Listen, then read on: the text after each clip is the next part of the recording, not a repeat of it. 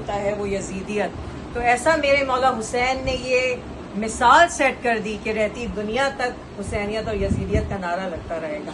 تو یزیدیت مرد آباد، یزیدیت مرد آباد. سب کی اولین دعا کہ ہمارے امام ہمارے وارث، ہمارے سرپرست اعلیٰ قائم آل محمد یوسف زہرا وارث حسین و علی کے ظہور میں پروردگار تاجیل فرمائے.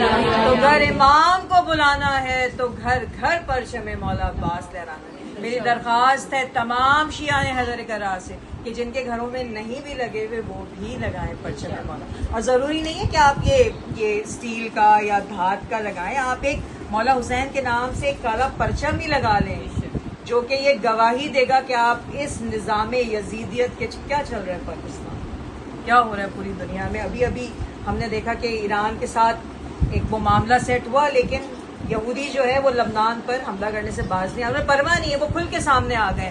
Nothing is black and white. اب کوئی چیز گرے نہیں ہے، ہر چیز بلیک اینڈ وائٹ، یعنی کہ سفید ظاہر ہو گیا ہے اور سیاہ ظاہر ہو چکا ہے، یعنی گرے کچھ نہیں ہے. اب ابہام کسی چیز کا نہیں ہے. تو گر امام کو بلانا ہے تو گھر گھر پرچم مولا عباس لہرانا ہے اور گر خون حسین کا بدلہ چکانا ہے. یہ جو آج بھی مزار روضہ مولا حسین پہ علم بلند ہوتا ہے سرخ رنگ کا، یہ سرخ رنگ ہے اس لیے کہ خون حسین کا بدلہ ابھی باقی ہے.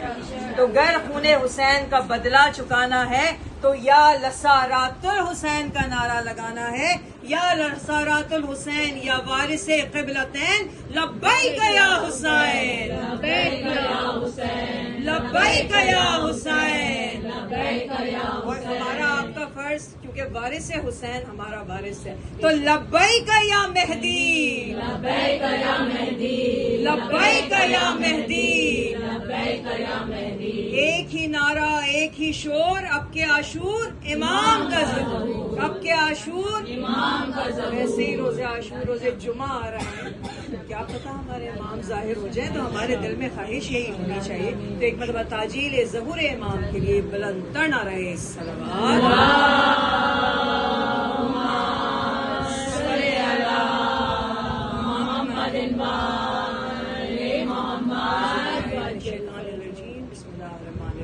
الحمدللہ رب العالمین والصلاة والسلام علی اہل بیتہ الطیبین الطاہرین المعصومین المظلومین ولعنۃ اللہ علی اعدائہم اجمعین.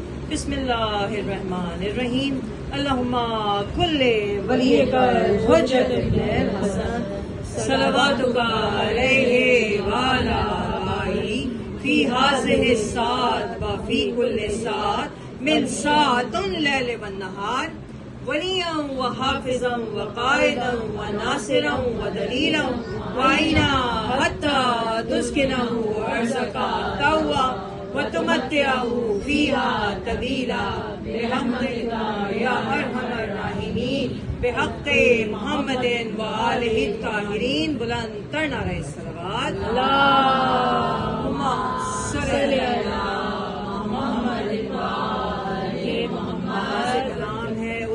بلند و برتر پروردگار کے نام کے ساتھ جس پوری کائنات کا پیدا، جو آپ کا میرا خالق ہے، جس نے اس پوری کائنات کو عدل کے ساتھ بنایا، یعنی کائنات کا ذرہ ذرہ اس نے عدل کے ساتھ فکس کیا ہے. پروردگار کی ذات ایسی ہے کہ اس کی ذات سے بے عدلی کی ناانصافی کی گنجائش اس کی ذات میں نہیں. تو آپ کا فرش اس عزا پر آنا بھی پروردگار کی وہ رحمت ہے آپ کے اوپر جو اس نے آپ کو عزاداران امام، آپ کو پیروکار جناب زہرا بنا کے کی. لیکن ہر سال ہم سوچتے ہیں، پورے سال محرم کی تیاری کرتے ہیں تو خوشا نصیب ہم سب کا کہ ایک اور وہ سال آ گیا 1448 کہ جس میں ہم اس فرش عزا پہ بیٹھے ہیں. اور یہ فرش عزا وہ ہے کہ سب سے بڑھ کر جتنا آپ اسکولوں، کالجوں، یونیورسٹیوں، بڑی آپ علم گاہوں، درس گاہوں میں علم حاصل کریں، جو یہاں سے لے کے 2.25 مہینے میں اٹھتے ہیں. اسی لیے ہمارا بچہ ایسے جواب دیتا ہے. اب ہم نے دیکھا ہے کہ اسکول اور کالجوں میں بچوں سے پوچھا جاتا ہے یہ کیا، اور ایسا ہمارا بچہ دلائل کے ساتھ جواب دیتا ہے کہ بڑے حیران رہ جاؤ ان کے پاس کتنا علم ہے. تو جب وہ حیران ہو کر پوچھتا ہے کہ یہ تمہیں کہاں سے پتا چلا، تو بے ساختہ منہ سے نکلتا ہے کہ ہماری جو درسگاہ وہ جو 2.25 مہینے ہمیں ملتی ہے وہ اس پورے سال پہ بلکہ پوری زندگی کے اوپر بھاری ہے. تو ہماری دعا کہ پروردگار ہمیں در محمد و آل محمد سے متمسک ہمیشہ رکھے، اور ہم جب آئیں، کیونکہ دعوی 14 ہے کہ کوئی مصیبت ہو، کوئی مشکل ہو، کوئی سوال ہو، ہمارے در پہ آ جاؤ. کوئی سلونی کا دعویٰ کرتا ہے تو کسی کی درسگاہ ایسی ہے میرے چھٹے امام کی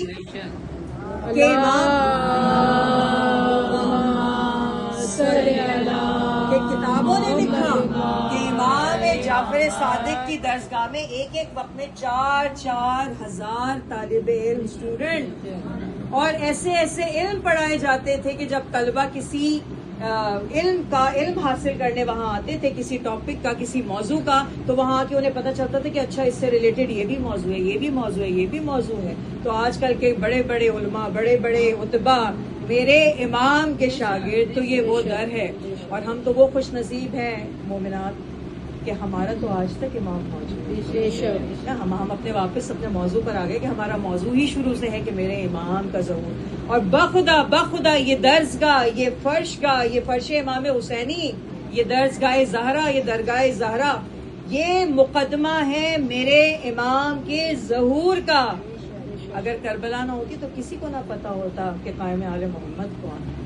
اگر کربلا نہ ہوتی تو صفائے ہستی سے رسول کی آل کو مٹا دیا جاتا. اگر زینب ام کلثوم نہ ہوتی بتانے والی کہ وہاں کیا کیا کیا گیا، تو آج وہی نا خواتین کا کردار آپ شروع سے سنتے آ رہے ہیں، خواتین کا کردار. لیکن آج ہم ذرا سا 2-3 منٹ کی روشنی ڈالیں گے آج کے نوجوان کے کردار پہ، کیونکہ ایک نوجوان کا ذکر ہے. تو ہم ایک روشنی چھوٹی سی دیکھیں نا، ہمارے کسی بچے سے پوچھ لیں، بلکہ مائیں خود بڑے ہاتھ جوڑ کے حد ادب، آپ سب ماؤں سے بہت معذرت، میرے بچے کو اسپائڈر مین بہت پسند ہے. سنتے ہیں ہمارا اپنا بچہ ہے بھی، اس کا بھی یہی. ہمارے کیا کہتے ہیں، سپر مین بہت پسند ہے، بیٹ مین پسند ہے، فلاں ہیری پوٹر بہت پسند ہے، جادو کی یہی ہمارے بچے دیکھتے ہیں نا. ہم بھی بچپن میں شہزادوں کی کہانیاں سنتے ہوئے بڑے ہوئے. آج ہم سوچتے ہیں کہ ہماری ماؤں نے، ہمارے بڑوں نے ہمیں جناب خدیجہ الکبریٰ کا کردار کیوں نہیں بتایا، بی فاطمہ کے کردار کیوں نہیں بتایا.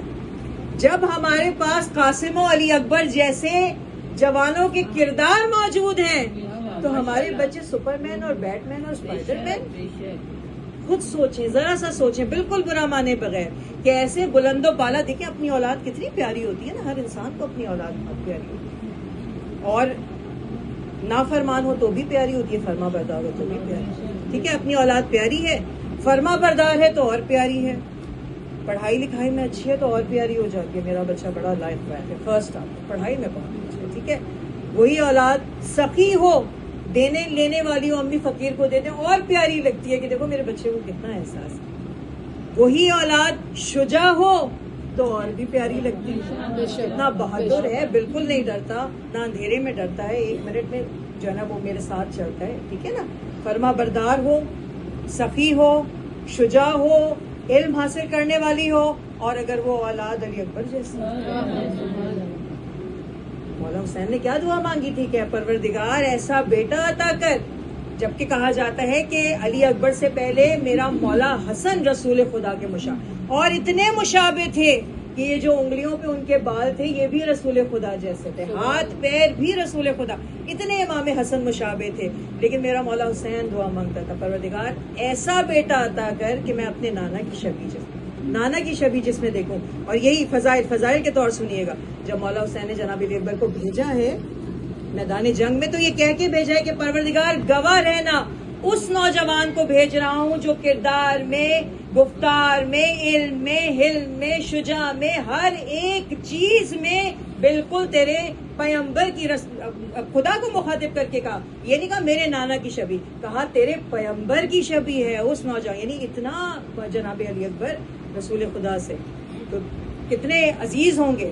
اور جناب علی اکبر کی ثقافت کا ہم چھوٹا سا ذکر کریں کہ مدینے میں یہ ایک ٹرینڈ تھا، یہ وہاں پر روایت تھی کہ جس سے اپنے گھر مہمان بلانا ہوتا تو وہ اپنے گھر کے آگے آگ جلا کے بلاتا. تو جناب علی اکبر کے بارے میں کہا جاتا ہے کہ 24 گھنٹے شہزادہ علی اکبر کے گھر کے سامنے آگ روشن رہتی تھی کہ میرا اگر میں کہوں کہ یہ وہ ہے جو رسول خدا کی نسل ہے، رسول خدا کا یہ چلتا ہے، یہ وہ ہے جس کا چچا وہ حسن ہے جس کا دسترخوان آج تک چلتا، تو ایسا سخی علی اکبر، ایسا سخی علی اکبر. اور جب اطاعت گزاری پہ آ جائے، اطاعت گزاری، آپ دیکھیں ہم ہمیشہ یہ موضوع بیان کرتے ہیں کہ دیکھیں بی بی فاطمہ نے جو مولا علی کے ساتھ گئیں، جو مولا کے سامنے کھڑی ہو گئیں، جو ایک ایک در کھٹکھٹانے گئیں، وہ اس لیے تو گئی تھی چلے ان کے شوہر ہیں، شوہر کا ساتھ دینا فرض ہے، لیکن وقت کے امام نے آواز دی تھی کہ زہرا تمہیں میرا وقت کا امام کتنا ضروری ہے. ہم آج امام زمانہ کے ساتھ ہمارا وہی رشتہ ہونا چاہیے کہ جب مولا حسین نے آواز دی بنی ہاشم کو تو اس لیے نہیں کھڑے ہوئے کہ کوئی میرا چچا ہے، کوئی میرا بھائی ہے، کوئی میرا باپ ہے، کوئی میرا ماموں ہے، اس لیے کھڑے ہوئے کہ امام وقت ہے اور امام وقت کی نصرت واجب ہے. علی اکبر نے اپنے بابا کا ساتھ نہیں دیا تھا، علی اکبر میدان جنگ میں امام وقت کی خاطر. تو دیکھیں امام زمانہ کے ساتھ ہمارا وہی رشتہ ہونا چاہیے، وہی رابطہ جو علی اکبر کا اس وقت کے امام ہے. کہ ہم اپنے امام کی نصرت میں جب صبح اذان دی علی اکبر کو کیوں کھڑا کیا اذان دینے کے لیے؟ کہا کہ علی اکبر آج اس انداز میں اذان دو جس انداز میں میرے نانا کے دور میں مدینے میں اذان دی جاتی. کہاں علی اکبر کی پیدائش، کہاں رسول خدا کی وفات. لیکن جب اذان کے لیے آئے ہیں تو روایات میں لکھا ہے کہ فوج یزیدی میں سے ہر شخص کہتا تھا یہ تو مدینے کی اذان، یہ تو مدینے کی اذان ہے. اس لہجے میں علی اکبر نے اذان دی گویا حجت اپنے بابا امام وقت کی طرف سے تمام کر رہے ہوں کہ آ جاؤ اب بھی وقت ہے، آ جاؤ اب بھی وقت ہے. اور وہ اسی لیے آ گیا مولا کے در پہ کہ مولا آپ نے یہاں استغاثہ بلند کیا، یہاں میں آپ کے در پہ. اب یہ وہ علی اکبر ہے کہ جیسے فجر کی اذان دے کے اترے، نماز پڑھی، بابا میں جاتا ہوں نصرت کے لیے. کبھی کوئی پکڑ کے علی اکبر کو روک لے، بابا میں جاتا ہوں نصرت کے لیے. کبھی چچا پکڑ کے علی اکبر کو روک، بابا میں جاتا ہوں نصرت کے لیے. کبھی زینب و ام لیلا علی اکبر کو پکڑ کے روکتی ہیں. ایک وہ وقت آ گیا مومنات کہ اب کوئی باقی نہیں. جب عباس کا لاشا اٹھا کے لائے ہیں نا علی اکبر اپنے بابا کے ساتھ، حسین میدان میں جا رہے، کمر جھکی ہے، علی اکبر بار بار بابا کو سہارا دیتے ہیں، بابا کا کندھا پکڑتے ہیں، بابا کا ہاتھ پکڑتے ہیں، کبھی بابا کی کمر میں ہاتھ ڈالتے ہیں. ہائے چچا کی موت نے میرے بابا کی کمر جھکا. میں کہوں علی اکبر ابھی تمہارے بابا کی کمر ٹوٹ نہیں پاتی.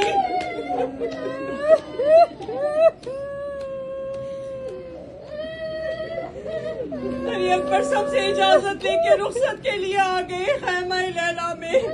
اب جو خیمہ لیلا سے باہر نکلنا چاہتے ہیں، کبھی مالے پڑ جاتی علی اکبر نہ جاؤ تم میرا سہارا.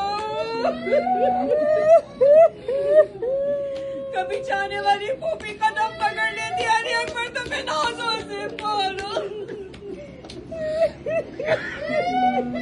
علی اکبر میں نے تو اپنے اور محمد کو تمہارا صدقہ کیا تھا. جب پردہ اٹھا دے ایک چھوٹی بہن نپٹ جاتی. بھیا علی اکبر نے بہن سغرا سے وعدہ کر کے آئی تھی کہ ہم واپس آئیں گے. فوج اشقیا سے کھڑا دیکھ رہا تھا. وہ کیا لکھتا ہے مقاتل میں، ایک چاند تھا بدلی میں چھپتا تھا نکلتا تھا. پردہ در خیمہ کا اٹھتا کبھی گرتا تھا. وہ خیمہ لیلا سے آئے رخصت اکبر.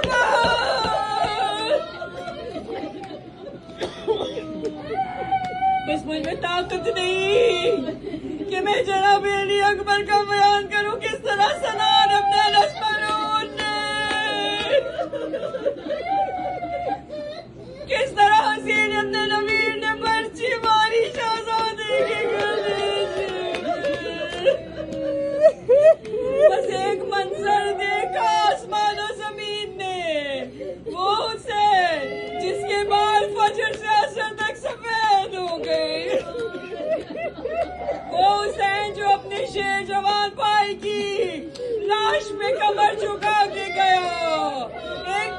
سیٹ پر بیٹھ گیا گھٹنیوں کے بل چلتا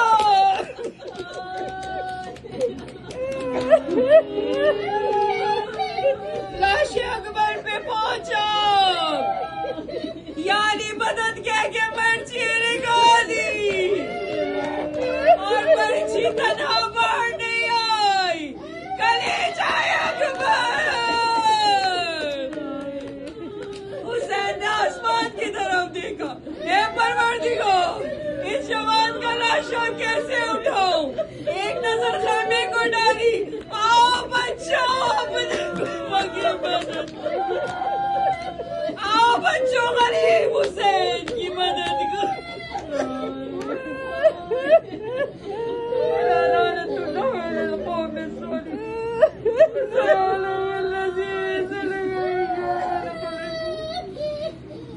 ربنا تقبل مني انك انت السميع العليم